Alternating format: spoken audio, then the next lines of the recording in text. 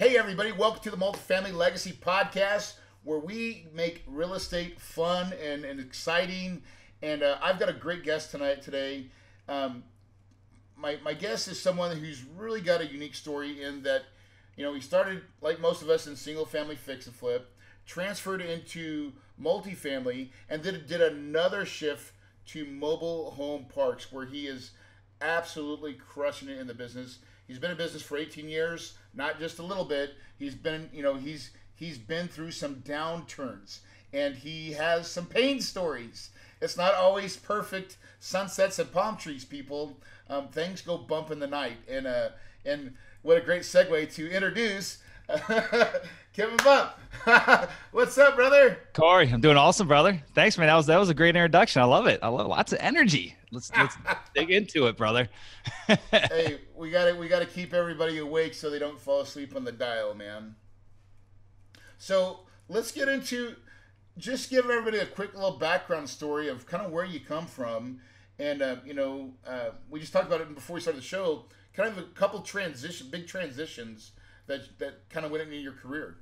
Yeah, absolutely. So I got really lucky. Real estate found me back when I was like 19 years old and going to community college with no direction in life. So I was very lucky, and I'm very grateful for that it found me, and I didn't have to go searching for it, some midlife crisis where I hated my job. And so this is all I've done, is be a full-time investor since that point in time. I tended bar literally until I did enough deals to where I could support my business and grow it from that point on. And lucky bastard. I guess so, right? I mean, I didn't get the down from the mothership till I was 32, dude. I have that story. Gosh damn. That just means I made more mistakes than you. But yeah. I mean, that's it, man. Started buying. I didn't do a lot of fix and flip. My mentor really was a buy and hold, single family and small multifamily guy, and so I literally just emulated his business model because I didn't know any intended bar. No. I mean, just as good of a story as I actually started dating a girl. Her mom got a divorce, started dating this guy, and literally that's how I met him. So I met him over at her house. That's awesome. Yeah, exactly. So he's still a good friend today, but he's the one that introduced me. Honestly, I'm looking back, and I never showed an interest. He must have seen like a struggling 19-year-old, like with no direction, no path in life, and maybe saw some redeeming qualities in me and he invited me to literally a Ron LeGrand fix and flip boot camp in Philadelphia, which that guy, I can't believe he's still teaching. He's still around after like 30 years, but yeah. And ultimately started buying single family homes in Pennsylvania, where I'm from, as rentals. I fixed and flipped a number of them just to kind of get some capital stacked up, and moved to Florida in 2002. So like literally 2 years after I started buying houses, and really kicked it in gear down here. Like literally that was 2002. As you know, the roller coaster was rolling upwards really fast, and started buying a ton of property, met a lot of people. I mean, this is like ground zero for real estate gurus, the Tampa Bay area, at least back then it was. And anyway, just had a great business, grew into a couple hundred single family rentals. And then about 5 years after that, started buying some smaller multifamily. The biggest thing we had was like a 76 unit. I had a lot of like 30 and 40 and 50 unit type properties. And ultimately really quick, we went to 2008. In 2008, absolutely crushed me. Like there's no other way to put it. And it was more so my single family stuff that just, it just got hammered. And I thought I was a cash flow investor. I thought I was following that model, and quickly realized that the market shifted way faster than what I anticipated. I realized really quickly that what I was worth on paper didn't mean shit, because that money was not spendable anymore. And my portfolio, very low leverage portfolio of single family properties, literally like across the board, like 66%. So very low loan to value. Thought I was conservative. Within 8 months, was upside down in value for the most part in most of the areas. And also we had some major vacancy issues because down here in Florida, they were building spec houses, just like where you're at in Arizona. They were building spec houses. We're mirror farther than the eyes could see for a population that wasn't there. Drive till you qualify. That was the deal. And so those builders started renting these brand new 322s, and a lot of the markets we had a ton of older inventory in, and literally we lost. We at our highest point, or I guess lowest point, however you want to look at it, we were at like an 18% vacancy rate. So negative equity, no cash flow now. I'm writing big checks for the debt service, and it literally was not sustainable. And no one knew how low it was going to go or when it was going to turn around. And so I had to make a strategic decision to default on everything. At that point, it was so early on that none of the banks that we had relationships with were even thinking of working with us on loan restructuring. They just didn't realize how bad it was going to get for them, and they had no interest in even hearing about doing a loan restructuring. So we didn't have a choice. So it got pretty ugly very fast. Which in turn, basically what happened with our multifamily stuff, we had to sell the stuff at the bottom of the market, which was even more painful. We had a lot of 5-year commercial debt on it that came due. And at that point I had bad credit. I couldn't even get new debt put on these properties. And so we had to sell these things, got out of them, but sold them for like bottom basement prices, which sucked. And so I started literally 2011 literally had zero properties. You had a rebirth. That's it, man. Lost my primary residence and everything. I mean, even got my bank account garnished. Oh! Even got my bank account, my personal bank account got garnished. And literally, thank God I had like stashed some money away. I'm dead serious. Like literally one day I went to get my car washed and went to pay it with a debit card because all my credit cards had shut me off, and went to pay it in front of a girl I just started dating who's now my wife. So she stuck by me even in that time. And literally it got declined for like a $16 car wash. Because they had one of the lenders had swiped my personal account. So yeah, it got pretty ugly, man. Listen, so I'm going to tell you right now, that story right there would defeat most ordinary people, right? So, and this is why I love about like true entrepreneurs, right? And you're going to go down this journey here because the only way you fail is if you don't get back up. Mm-hmm. And that was a hard lesson to learn, right? Probably the most painful you've ever had in your life. At one point, you look super successful, bankable, everything's great, and then something unforeseen that's a train wreck that you can't control. Even though you're trying, it just everywhere you turn, it gets worse. Absolutely. And to the point where they garnish your money out of your checking account. Gosh damn, brother. Like, you make me want to cry right now. It was bad, man. I'd like to say that I got back up and pounded my chest and got pissed off and said, you know what? Now I'm going to go, fix things, and I'm going to go, just crush the world. And it was so bad that I curled up in a ball, didn't you? I did, man. I did. Every day someone's knocking at the door, serving me papers. I mean, just, judgment after judgment after judgment. My credit was like at the low. I stopped looking at it literally for like at least 5 years. I did not look at my credit report. Tell me how you clawed out of this. This is so amazing. Yeah. So we tried to work with every lender we could. I mean, as much as possible, tried to work with lenders that we could. Tried to work what you can, right? Sales. Yep. Yeah. Well, not even save it. Just like even work with them and go through short sales just to try to lighten the blow so that I could lighten the judgments that were coming against me. I really didn't want to file bankruptcy. That was like the last resort because I didn't want to go that road. And so a lot of the banks at some point in time, they got, they had so much inventory stacking up, and they started working with me. So I tried to claw through it all and work with them on short sales. A number of banks, they truly did go through the foreclosure process all the way. Had a number of judgments that came after me. Worked with them, created payment plans along the way. During that period of time, man, I wanted nothing to do with real estate, which is sad because I feel like I missed the best buying years. And a lot of people, everyone knows the fundamentals, right?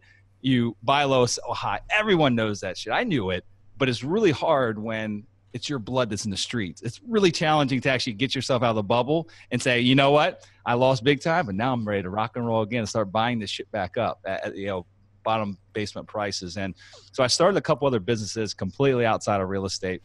And in my mind, the one thing I could control at that point, which was probably the most important, was like my mental state and my health state. And so I was really into health and fitness at that point, and still am today, but it's a big part of my life, but it became a bigger part of my life. And I started a couple health related businesses. One was it's the largest social running club in the world today. It's called Running for Brews. So I love craft beer as well. And so I literally started a running club, and it turned into I think it's got like 48 chapters across the country right now. Right on, man. We monetized that. And then I started a custom clothing line that we made custom clothing for big cycling clubs and groups and charitable organizations, and also running groups that, like Chicago Marathon, right. New York Marathon, things like that. So anyway, it was directly related to a passion I had, which was health and fitness. It took my mind off of real estate. It paid the bills. It made money. I surely didn't kill the world, but ultimately what happened is like that itch. I had that burning desire still of real estate in my belly. It came back. 2011 started like scratching the itch a little bit. Flipped some actually commercial deals. So started flipping some like smaller apartment complexes and things like that, just to put some money into the account. And ultimately, luckily, found my way into mobile home parks. Some random guy I didn't have an interest in having lunch with. Really, I was paired up with him by a friend of mine.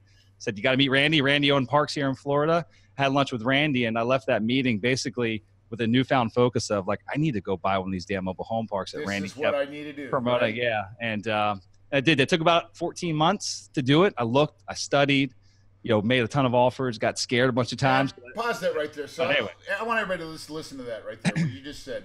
It took you 14 months. Man, it took me almost 2 years before I was ready to buy my first apartment complex, and learning and studying and trying to become, and to the point where you're finally mentally ready. Yeah. Right? Because that's a big jump, right? Even when I thought I was mentally ready, I wasn't. You're still scared as hell, right? I had a certain amount of money that I had saved up. I had a couple $100,000 that I had worked really hard. And I had bad credit still. I didn't have good credit. So like whatever that next investment was, it had to freaking work. Like there was no option. Like I couldn't take that, and I couldn't get fined. So I wasn't bankable, right? So you got a girl that's watching you now. She's you're her champion, right? That's it. So it had to work, man. And so it had to work. And it's funny because the first offer we ever got accepted was on a park here in Florida. That's a tough story, but it's a learning lesson. And we backed out of it.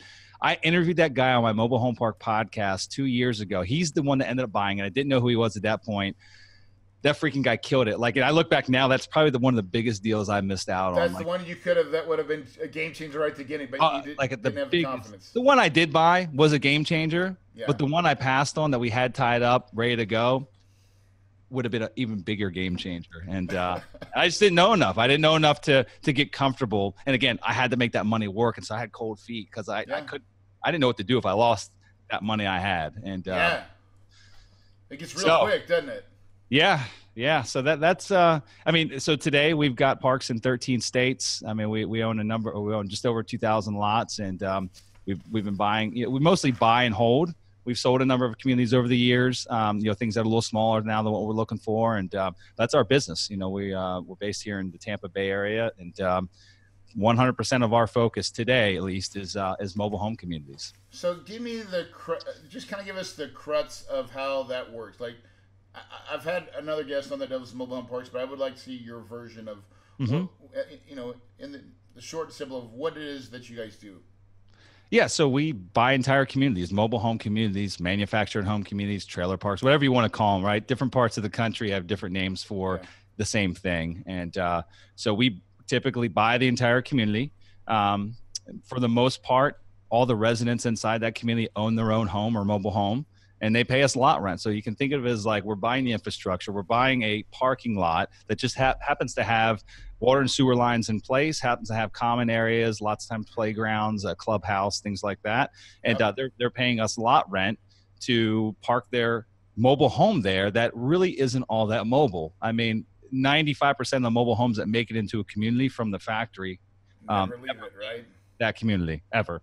In fact, when they leave, they're getting torn down, demolished, and thrown in the trash can, basically. So, I mean, in a very short, high-level point of view, that's exactly what we do. We buy the community, we rent the land to the residents, and that's our cat. That's our. You don't have any tenants or toilets, and I mean, probably some stuff, but like. It's got to be pretty low maintenance, is what I'm thinking. Yeah, absolutely. So, and I don't want to. I want to make sure that I convey the true picture of our business, and really, if you want to get into mobile home parks, you do have to get comfortable with owning some of the homes, and there's many different reasons why we end up owning. Right, I think right now about 10% of our inventory or 10% of our lot count are of units that we actually own. So trailers we own. That could be us buying a property to where the old owner just happened to own 10 trailers and he had them as rentals. Situations where we own a community that we didn't own any trailers, and someone dies, someone passes away, and you can get it for like $5. Their heirs don't want it. Yeah, their heirs don't want it, and we don't want it to leave the park, because when that trailer leaves the park, to recapture that revenue means that we've got to bring something else in, which costs way more money than just buying what's there already, fixing it up, and then turn around and. It seems like you could buy it so cheap too, especially in because those life events happen. Absolutely. So you buy the whole complex, and then things happen that just normally happen, and then Yeah. you can go pick up additional things at such a cheap cost basis that. Yeah, absolutely. You're absolutely right. And the main business though is not to own the unit. So a lot of times we'll even lose money on a trailer. So if we got 10 into it, someone comes along with $7,000 cash. I know that once they buy that trailer, assuming they're not leaving anytime soon. Like we have such a long retention rate. We got some residents that have lived in our communities for 30 plus years, like not just like one or two, like literally probably like 30 or 40 or 50 of them throughout the different states that we own in. They stay a long time. That's their home, right? Yeah. That's it. And then if they ever do want to sell in a normal situation, it's no different than like owning a single family home. If they want to sell it, they normally put it up for sale. They continue paying the lot rent while it's for sale. A new buyer comes along, buys a home from them. That new buyer starts paying the lot rent, moves in. There's never a down period of like a make ready or like 2 months of vacancy. So it just continues on. So it's a beautiful thing when they own the home and they have pride of ownership, right? Like they take. Well, that was it. Because that's why you don't want to have rentals, right? You'd rather just sell it to them. If you want someone that owns it, they're going to take care of the little grass around their little area and all that stuff, right? They're going to put landscaping out. They're going to put a Halloween flag outside when it's Halloween time or fall time, and like it's going to look like a neighborhood more than it is a rental community. Like I'm from the Midwest, and I think of my small town that I grew up in, and there's trailer park. We call them trailer parks in the Midwest, right? Not mobile home parks, but trailer parks. But there's some really nice trailer parks, and I'm telling you, I know families that still live there, right? It's just like you said. That's their home. It's affordable. It's very cheap because it gives them more disposable income, and they're okay with it. And they actually like the community. Absolutely, it's just like a regular housing community.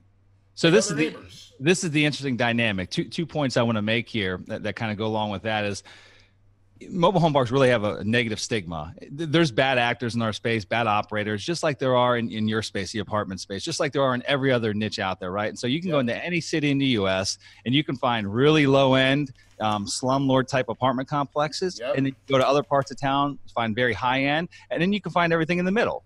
Same thing with mobile home parks. You can find really low end trailer park stuff, like 8 Mile type stuff, M&M. Right, yeah. You can find really high end trailer parks, like lifestyle communities where it's not affordable housing. Like it's a choice to live there, and they're living there for the community aspect. And then you find everything in between, which is like workforce housing, right? We're supplying homes and rooftops to middle America, and so we own a community. This is funny. This is the second point. We own a community in New York, in the Buffalo area, that the town it's in a village, and it's like walking distance to the school. It's walking distance to like this main street.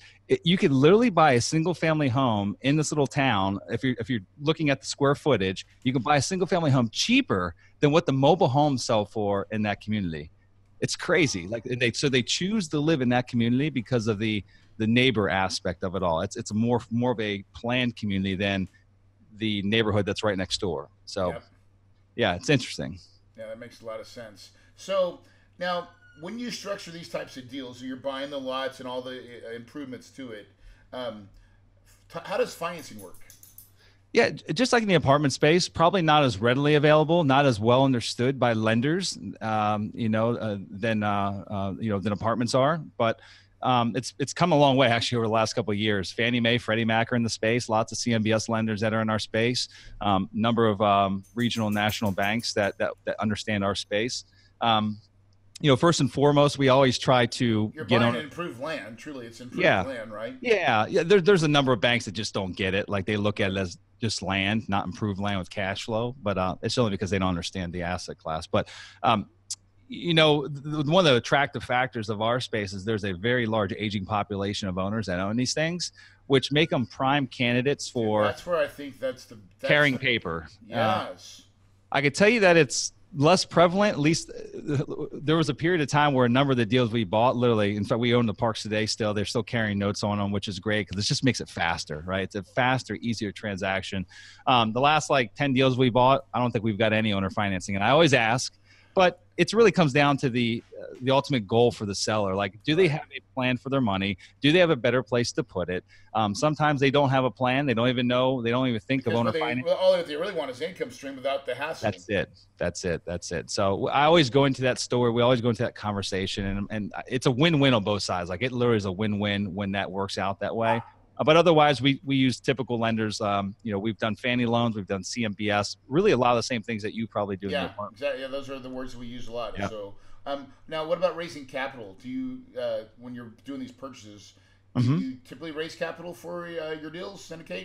We do. So the first 6 or 7 deals I bought, we bought with our own money, or partnered like more of like joint venture Yeah, structures. yeah.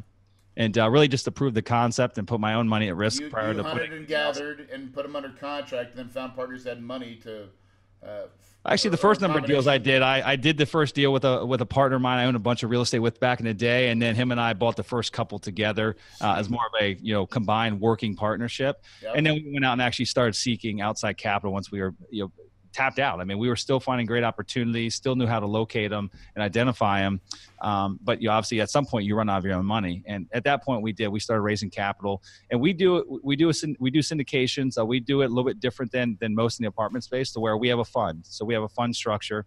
We're currently on our second fund. We're winding that one down right now, and going to be launching a third fund here at the latter half of this year. Do you So create those funds, as do you have a Reg A yet? it no Reg D 506C. Okay, yeah. So Yeah.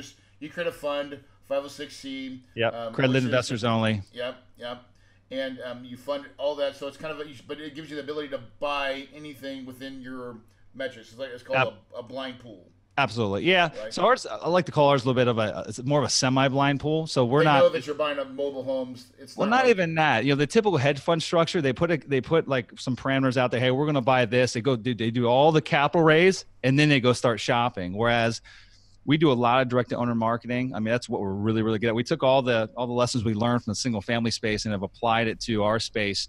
And so when we did the first fund, it was kind of out of necessity. Actually, what really played out is we had 2 deals in contract that we knew were going to close in the next 2 months, and we're like, okay, we're just going to do a deal specific for both these. That makes the most sense. And then literally out of the woodwork, within 30 days, we had like literally 2 or 3 more deals that came into the pipe that looked very solid, that there was a very good chance they're going to close. And I'm like, the logistics behind closing 5 deal specifics all in the same time frame, the legal costs behind it, doesn't make any sense. And so let's go ahead and pitch a fund structure to buy these 5 deals. So they're visible. We know they are. We've underwritten them. We can show them to investors, so it's not blind, and they get some diversification across 5 parts. dude, that's cool. Two. I've never been So able to do, like, we've never done a fund. We've always just done a specific. yeah, But that would be. I mean, my goal is maybe even do a Reg A, or just Right. a full blown Reg A and do a real raise.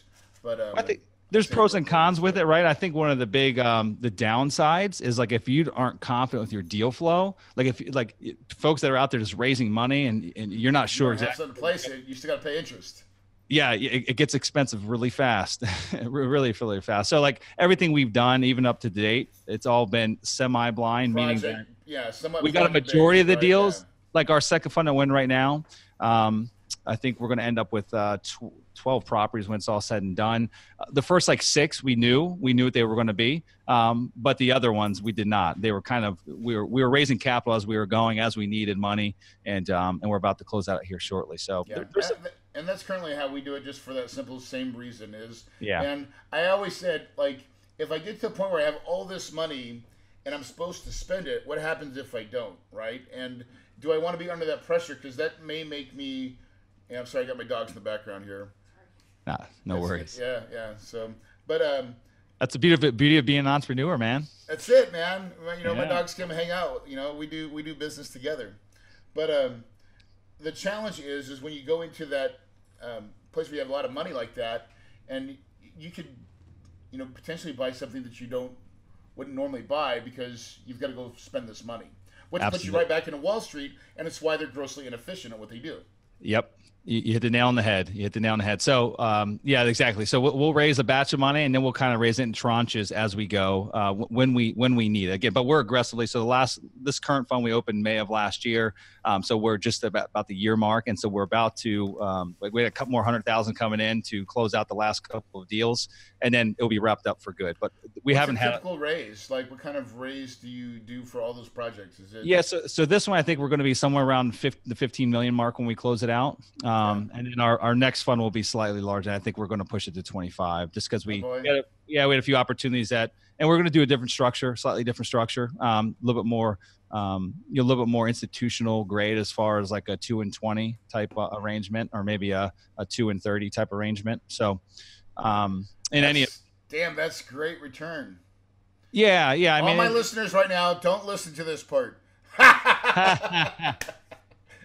Dude, so, because so I gotta tell you this, right? A lot of people don't. We do 6 and 6, so I give a 6 pref, and then 6% on the back end, and that's all you get. Interesting. Right? On the back, only at a liquidity event or a cash flow as well. 6% on cash flow, so it's preferred based on cash flow, right? Yep. And then when we sell the asset, they get another 6% annualized. So my investors will make a total return of 12. That's all they'll ever make, right? Yeah. But that's really good. I mean, that's great. That's still really good. I mean, they just have to wait for the other portion of it. That's all. Yeah. So when you say 2 and 20, they're getting 20 on the back end? Or 20% No. Okay, I'm like, dude, yeah. No, 2 and 20 is just so it'd be like an 80-20 split. 20 GP, 80 LP, and then 2% 2% asset management fee, and so that's what. So 2% asset management fee, and then a 20-80 split, and there's some waterfalls in there as well. Based on performance, where we can get up to like a 50-50 split. Once we hit metrics, but like right now, this current fund, as you hit a certain metric, then you're gonna you get rewarded a little bit more for. So our extra mile, you've got to have a little upside for you as well if you go crush it. Exactly. Our current fund right now is structured at 20% IRR, over the life of the total investments. Okay. But we have a 12% clawback provision in ours, meaning that if we, 8% pref, 12% clawback. So at the end of the day, when we divest of all the assets in our fund, if we haven't met on an annualized basis up until that point in time of divestiture, 12%, an average 12% cash on cash for our investors, they get the claw back from our GP side to make themselves whole before we take anything. So it's okay. That's cool. Not as close to a 12% guarantee as you can possibly get. Yeah. So then that's really what we give but we just we keep it at the 12. You just word it differently. Yeah. Yeah. It's funny, raising money is very. It really becomes what your comfort level is, and also what the appetite for money is, and so. We've found for us it's IRA money, right? So we find these people, we do it, but at the same time, like there's so much money out there. Yeah, there's just so much money out there, and once you understand how to make it grow, and then you get their money back, dude, they just become repeat buyers. Absolutely, and I think that's what it's all about as well. Is like going full cycle. We're about to go full cycle in a couple of deals with some of our earlier investors, and they've been enjoying the ride along the way. And I mean, once you do what you say. What it comes down to is do what you say you're going to do, right? No matter what that means, even if you got to make up the difference, like, put greed aside and focus. Your investors are first and foremost, right? They are your number one priority if you're taking money from folks, is getting their money back to them and doing what you say you're going to do. Otherwise, you're going to be out of business really quickly if you're raising capital. And that's a fact. Yeah. Right? That's an absolute fact. You only get one chance. That's it. Only one chance, especially with social media and all that crap nowadays, right? Like you can't hide. I don't give a shit who you are. You cannot hide anywhere. So let's talk about like lifestyle. Now that you clawed your way out of what would kill and depress and leave people there permanently for most people, but you clawed out of that, and now you're at the other side of the pendulum. What does that look and feel like? Yeah, so I'm very much a family man. First and foremost, I've got 2 young boys and an awesome wife, a wife that I met, I told you, literally about 2 months before I decided to default on my entire portfolio, and she stuck through with me, which is pretty awesome.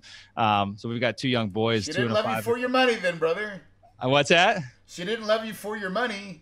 That's it. That's exactly what I say. I mean, I don't think she realized how bad it was going to get there when I told her. I was honest with her because we had been dating for a couple months, and I knew it was getting serious. I'm like, I think this is the one. But I was like, I can't lead her on. At that point, I lived on the water, at a Land Rover, all that bullshit that really doesn't make a difference. But I was like, I don't want her to think that this is about to go down, and she doesn't realize how big of a deal this is going to be. And so I told her. I don't think it really sunk in until literally the day we got breakfast across the street. When you get your car washed.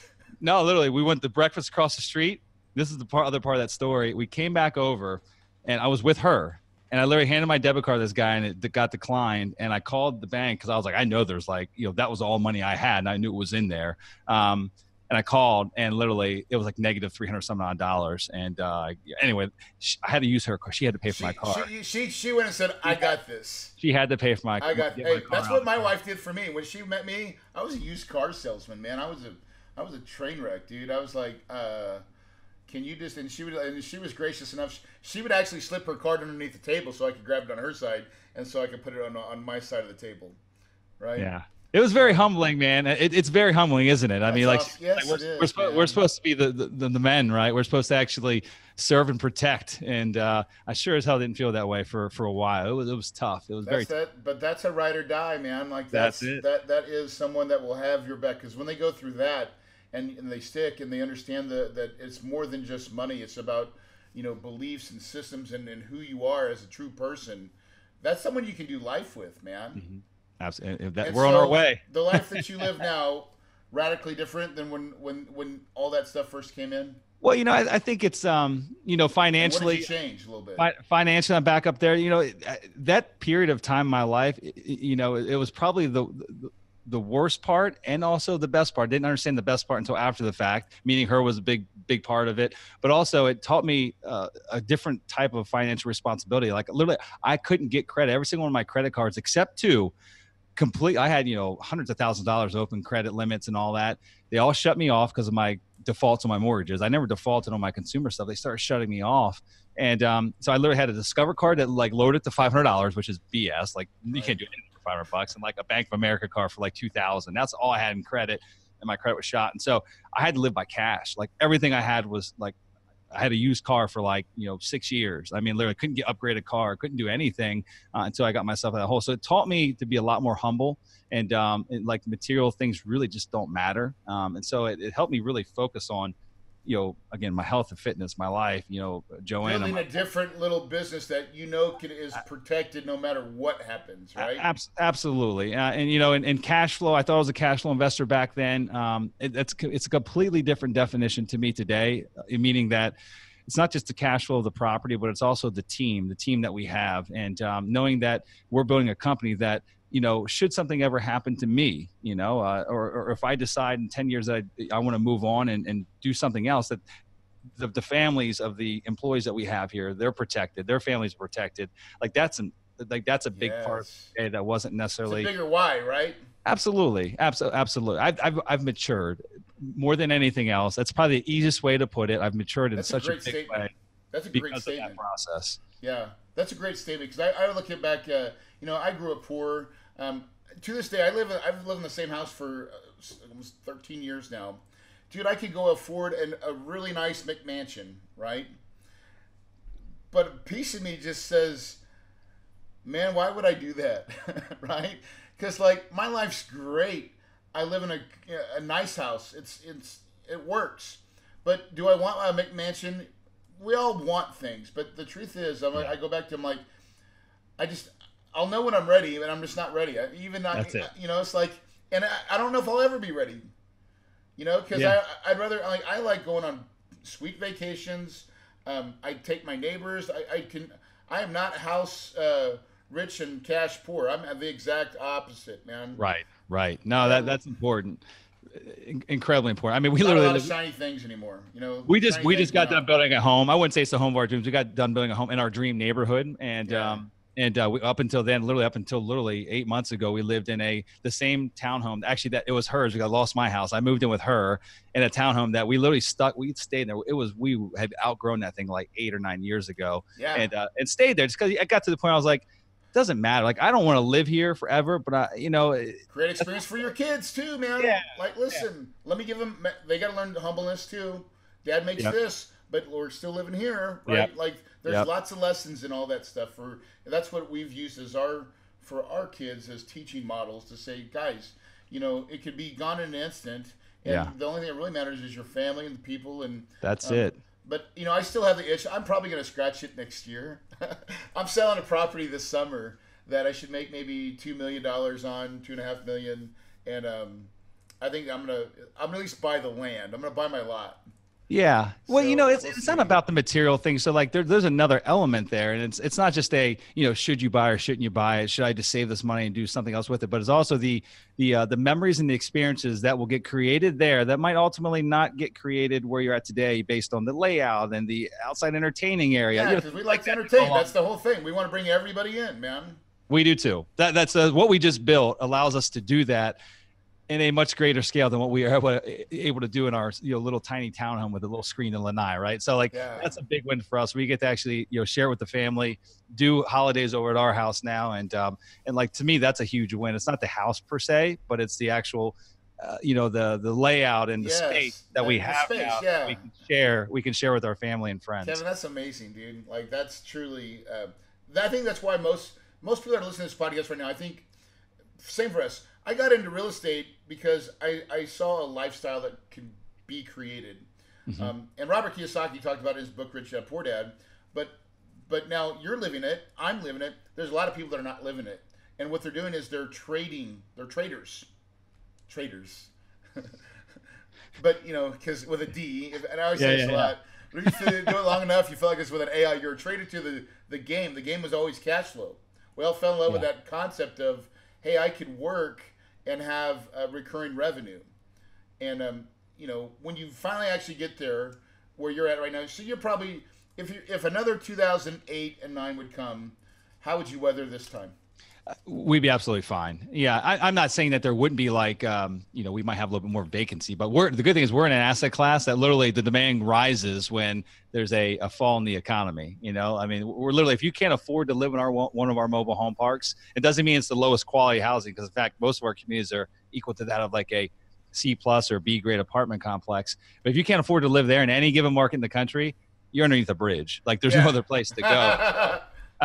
So I think we'll be pretty good when the tide turns. And that's exactly the reason why I buy these 70s and 80s buildings. It's that same concept. I want to make sure, like someone's like asked me, Corey, why don't you develop this lot and build all these apartments? I'm like, first of all, I don't even know how to do development.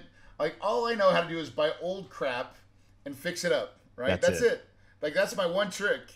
And and just for that reason though, is because I know that someone will be able to afford it and would rent it from me, which keeps my properties filled up and cash flow. Here's a great point you just made that I want to make sure people understand there. You said, that's my one trick.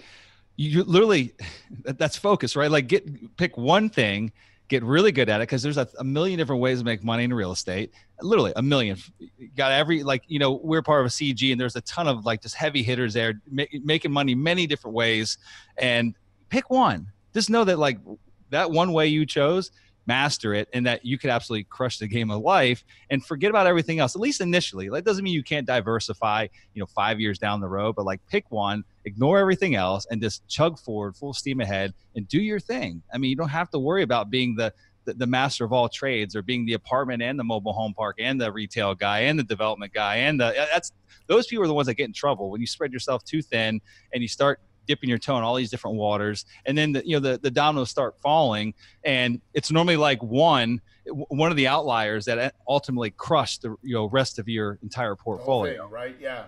That's it. With that, your biggest win. Now, do you guys sell property? Like, do you ever sell these things?